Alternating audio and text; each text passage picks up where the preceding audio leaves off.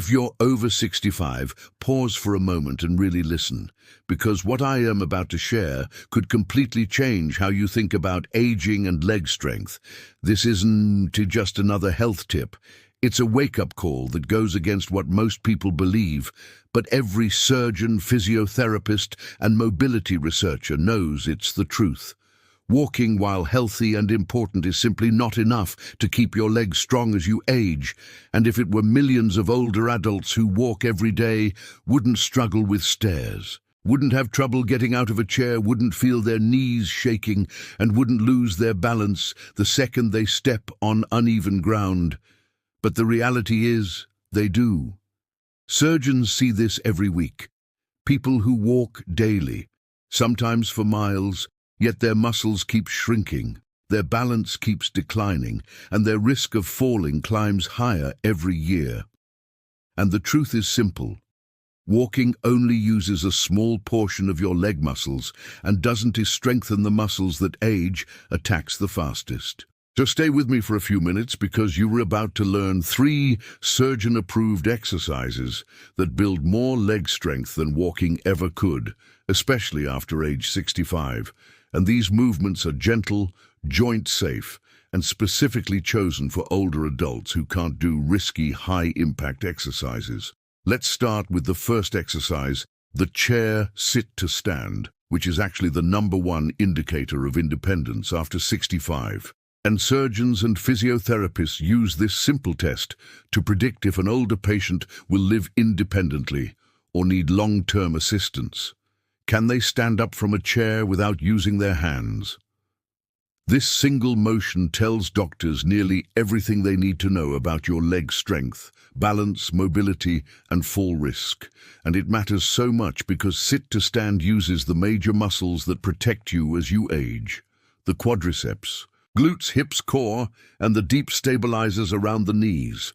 While walking barely activates these muscles, but standing from a chair activates them all at once. To do it, sit on a sturdy chair with your feet shoulder-width apart, lean forward slightly, push through your legs, and rise up without using your hands, then lower yourself slowly back down, repeating this movement 8 to 12 times, resting and repeating for a second set. And if you can't do it without assistance, that's completely fine.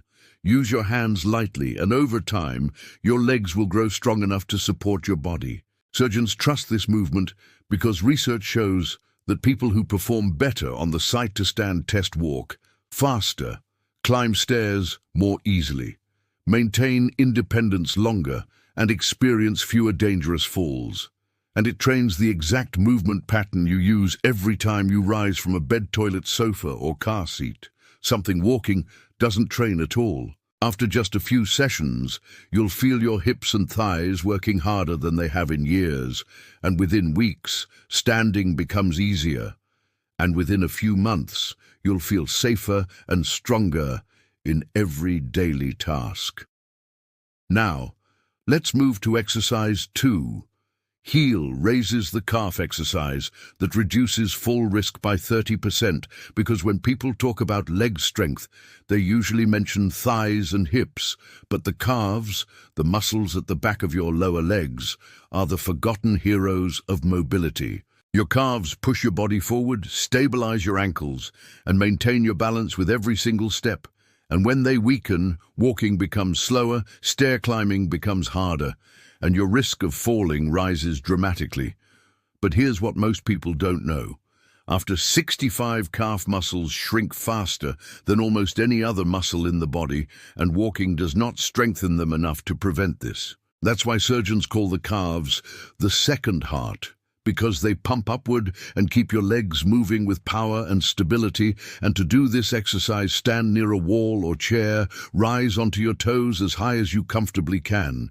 Pause at the top for 1 second, then lower slowly, doing this movement 12 to 15 times for 2 to 3 sets. Walking only uses 20 to 30% of your calves' full capacity, but heel raises use 80 to 100%, building strength in the ankle stabilizers, foot muscles, Achilles tendon, and the deep calf fibers responsible for balance, and researchers have found that older adults who regularly perform calf raises reduce their fall risk by up to 30%, especially on uneven ground, slippery floors, and stairs. As the weeks pass, you'll notice your steps becoming lighter, quicker, and more stable. Your ankles will feel more secure, and walking long distances will become easier, not because you're walking more, but because your muscles are finally strong enough to support you. Now let's talk about exercise 3, knee lift, marching the hip strength movement that walking cannot replace. Because one of the biggest mobility problems surgeons see after 65 is hip flexor weakness.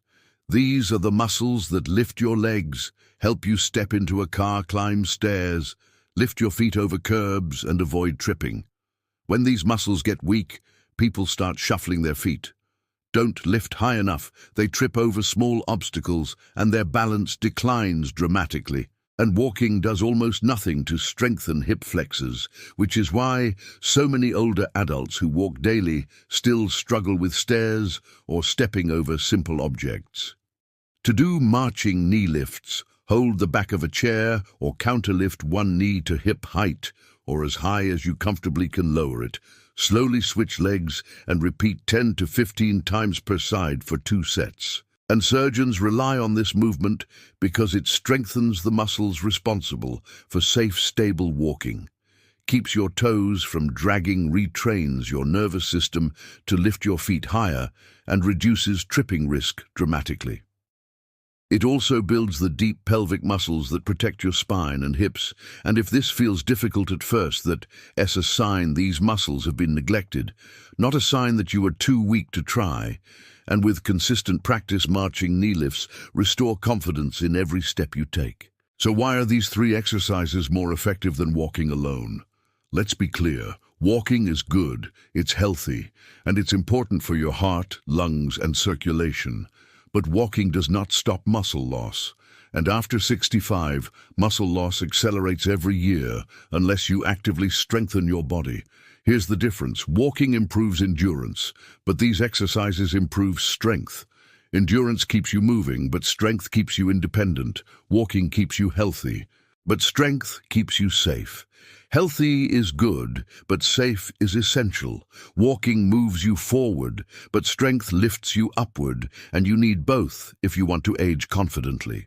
Walking is like maintaining the engine of a car, but these exercises are like reinforcing the frame, the tires, and the brakes, and when you combine them, your body works the way it's supposed to. For best results, do these exercises 3 to 4 days a week. Do them slowly and with control. Rest as needed, and focus on quality, not speed. And most people feel improvement within 2 weeks, with daily movement becoming noticeably easier. Within 8 weeks, and within 3 months, balance improves, walking gets easier, and fear of falling decreases dramatically. If you feel too weak, too old, or think it's too late to start, remember, you're not too old, you're not too weak, and you're not too late, because muscles can grow at any age, even in your 70s, 80s, and 90s, and research proves it, and your body is not failing you. It simply hasn't been given the right signals. Walking gives one signal, but these 3 exercises give the missing signals. So do them regularly, do them safely, do them with patience, and you will feel your strength return step by step, day by day, because your independence depends on your legs, and your legs depend on what you do today. If you found this information helpful, don't forget to like this video, subscribe for more science-backed health tips, and share your progress in the comments below. Your journey to stronger legs and greater independence starts now.